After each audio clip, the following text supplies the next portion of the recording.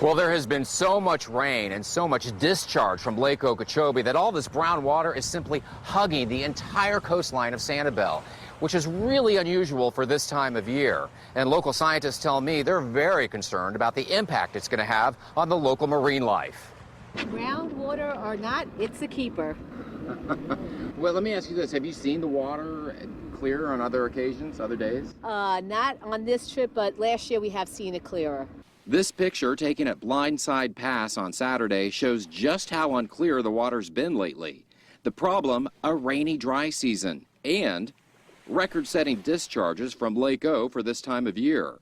We have 10 times the amount of water being discharged into the estuary than a normal year. The heavy rains, huge discharges, and sudden cold snaps have had a disastrous effect on the local marine life. When we went to walk the beach, there were dead fish scattered along the beach for 2 to 3 miles. And that has a lot of fishermen frustrated.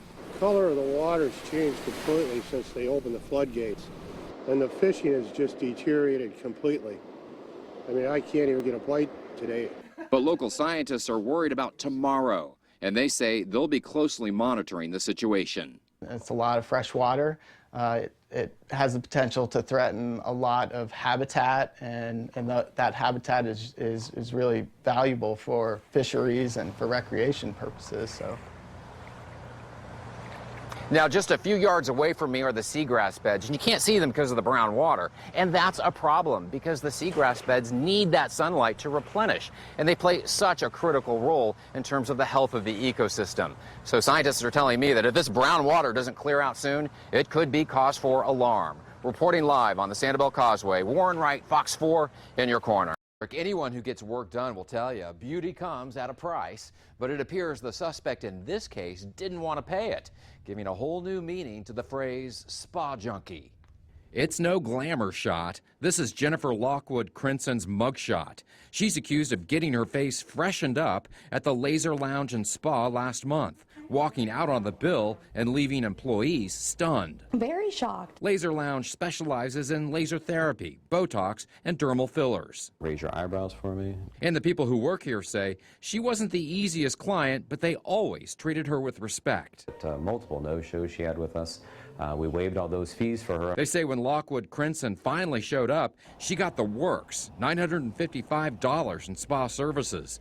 But when it came time to pay, she said she needed to run to the bank. Maybe an hour, 30 minutes go by, then we called her. Wasn't a right number, it was a wrong number, and then a couple more hours went by. In fact, they say Lockwood Crinson gave 2 false phone numbers. By the end of the day, they called the sheriff's office, still smarting over what she did. We make you walk out here looking beautiful, and you're not going to help us out in any way. Well, we had to do what we had to do. Arrest records indicate this isn't the first time Jennifer has tried to look her best on someone else's dime. In July of 2013, she received aesthetic services at Eye Centers of Florida. She wrote a check for nearly $1,300, and the court records say there were insufficient funds. What if I told you it has been done before? I wouldn't be surprised at this point. So what does Jennifer have to say? I went to her house. The car registered under her name was in the driveway.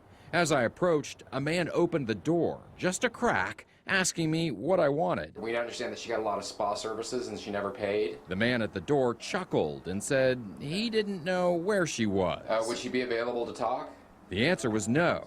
As for the Laser Lounge and Spa, they're out nearly $1,000 after saying yes to her desire to put her best face forward. You know, we've been over backwards to make people happy, and Right. I feel like she kind of walked all over us. Okay, well, right now, Lockwood Crinson is out on bail. She's facing charges of grand theft. Warren Wright, Fox 4, in your corner.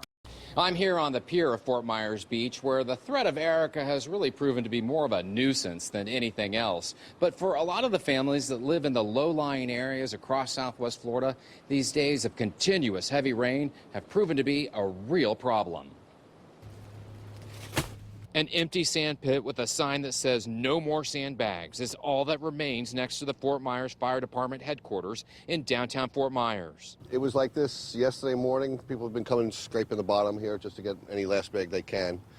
We do have another shipment coming in tomorrow. Residents in Dean Park near downtown Fort Myers are ready to put those sandbags to good use. You can see them piled up and ready to be positioned, just in case. The only problem is the residents here needed them earlier during Wednesday night's storm. And I opened my front door, and it was all the way up to my doorstep. How quickly from then did it start coming into your house? Within 10 minutes, it started flooding the whole house. These pictures show just how bad the wave of water filled Melton's home.